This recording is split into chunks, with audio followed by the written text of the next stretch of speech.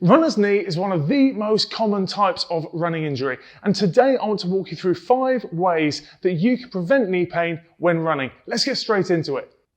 Okay, so runner's knee, it's an irritation of the patellofemoral joint where the patella, the kneecap, meets the bottom end of the femur. Now, that kind of irritation can be really caused by a number of different things, and the first point I want to make around this whole topic is that any of these different mechanical areas that I'm going to talk about really get exacerbated and made worse when we make big training errors. So when we start making big jumps up in terms of the volume, frequency, or intensity of our running, too big effectively for our body to handle.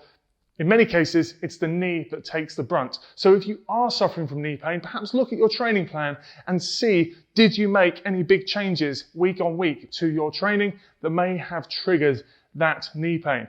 It may be that you need to just scale back your progression of your training whilst you also go about strengthening, stretching, and starting to work on the mechanical factors as well, which we'll get into right now. So over and above training load, the first of these mechanical factors is the tendency for a lot of us runners to end up with quite tight quads. When we get quite tight quads, so the muscles of the front of the thigh, this tightness can start creating an increase in terms of the load between the patella and the femur, so the load going through that patellofemoral joint. Now, very simple fix, that's the beauty of this.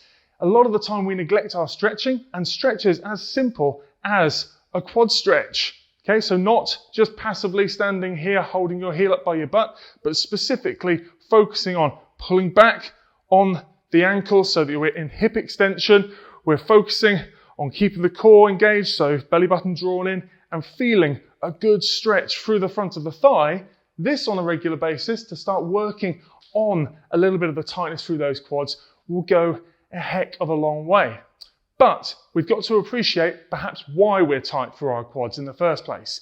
So a lot of the time, and I say this a lot on this channel, that quite often a weak muscle becomes a tight muscle. So we need to start strengthening as well as stretching. So whilst you can be doing 3 sets of 30 seconds on each side every day to work on those tight quads, we can also start building strength. And I really like exercises like a split squat. Again, I've shown on this channel before, drawing the belly button in, focusing on movement straight down, and then pushing through the heel to come back up.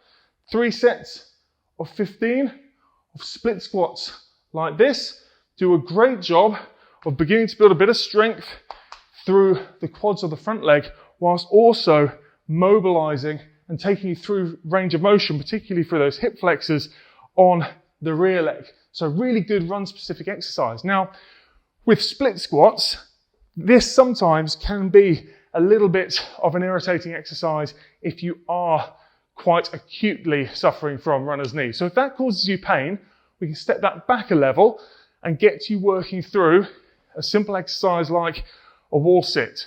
A wall sit like this, working through 3 sets of 1 minute, again, will go a long way to start building a bit of strength through those quads. I'll leave links to both of those exercises down in the description rather than going through a step-by-step tutorial now. Okay, so we're starting out there looking at those quads, but of course a lot of the time, quite rightly, we hear people talking about the importance of your glute exercises when it comes to looking after your knees. And it's so true. The knee, in fact, and particularly the patellofemoral joint, because of the way it really thrives on alignment and stability, well, the knee's in a funny position because it's between 2 very mobile joint complexes. So we've got the hip with lots of degrees of freedom in all sorts of ranges of motion, and we've got the ankle where, again, there's lots of particularly side-to-side rotational movements, which both can affect, both from ground upwards and top down, the position of the knee and the patellofemoral joint. So if we're not doing a great job of stabilizing around the hip, so as we land and load on one foot as we're running, if we have a tendency for the knee to drift in towards the midline because of internal rotation and adduction at the hip not being well controlled, or we have a tendency to, again, show this typical hip drop sign, so this Trendelenburg sign as we run, then that in both instances can have knock-on consequences to the knee and the forces that patellofemoral joint and the alignment that patellofemoral joint begins to experience. So we need to work on controlling range of motion at the hip when in a one-leg stance. So things like our single leg squats are a great exercise. Again, not so much about depth, more about controls, making sure we can keep that kneecap facing forwards the whole time. And exercises like a fire hydrant type exercise, if you know that you have a tendency for your knee to drift in towards the midline, not working through the same kind of depth as a single leg squat or same kind of range of motion as a single leg squat, but instead maintaining one position, then pulling out against the band, can really start to strengthen those glutes and teach our body to create far more hip stability in this single leg position. This is the very same single leg position that we need to be able to control when we're running. So I'd go for 3 sets of 15 in pulling out against the band, feeling that although we're working with this leg, we're actually stabilizing with our glutes on this standing leg. And again, you can do the very same, doing 3 sets of 15 with our single leg squats as well. So slow and controlled, up and down through the range of motion. Now, I've mentioned the importance, particularly from a hip point of view, to make sure that those glutes can control internal rotation and adduction at the hip, to therefore look after that patellofemoral joint. But we also need to think about what's happening at ground level. So if you have a tendency for your foot to drift into more of a pronated position, then that more pronated position will also allow that knee, or cause that knee, to drift in to more of this kind of knock-kneed valgus position that again can put more stress and strain on the patellofemoral joint. So it's important that you really keep an eye on your footwear and see if there's any link between when you maybe started to feel a bit of knee pain and your shoes getting a little bit tired. I'm not going to recommend a certain type of footwear because we're all so different and we all need different things from our running shoes.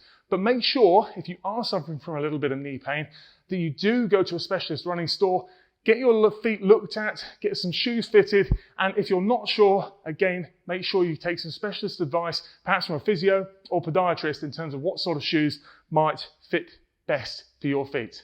Now, beyond footwear, which is obviously something which we can rely on to help us out from an external point of view, we can think more internally and think about how we are working from a technique perspective to run as effectively and efficiently as possible. But particularly in this instance, run in such a way which puts less stress and strain and impact on that patellofemoral joint.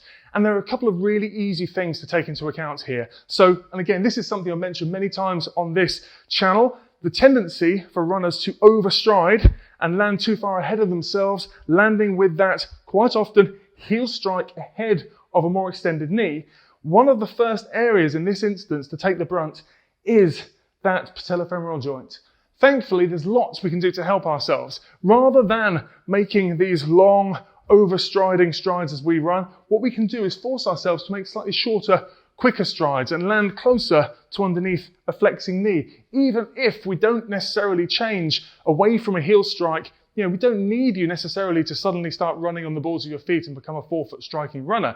Quite often, if the goal is to reduce knee pain, then simply moving from somewhere here where we're overstriding and landing ahead of a more extended knee to a point where we're landing still with a heel strike but underneath a flexing knee, that in itself can do enough to start to reduce and get rid of the patellofemoral pain. Now, the easiest way to do that is to actually think about increasing your cadence. So there's a video I'll link to down in the description which will help you go through the process of increasing your cadence. But essentially what we're looking to do here is increase the number of steps per minute. So you can focus mentally on making shorter, quicker steps. And quite often it's a case of going from somewhere like 160 strides per minute. It's a figure we see a lot of runners run with at an easy, sort of relaxed pace. We're not talking about your intervals. I'm not talking about tempo run.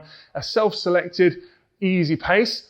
Taking that kind of figure and moving it up to more kind of mid-170s, up towards 180. 180 isn't a hard and fast figure. Again, it's not a magic number, but moving in that direction will force you to make those shorter, quicker strides. It'll feel lighter underfoot and much happier for those knees. Okay, if you found this helpful, don't forget to hit the like button. Don't forget to subscribe if you're new around here. It's my job to help you run stronger and run injury-free, and I'll see you in the next video.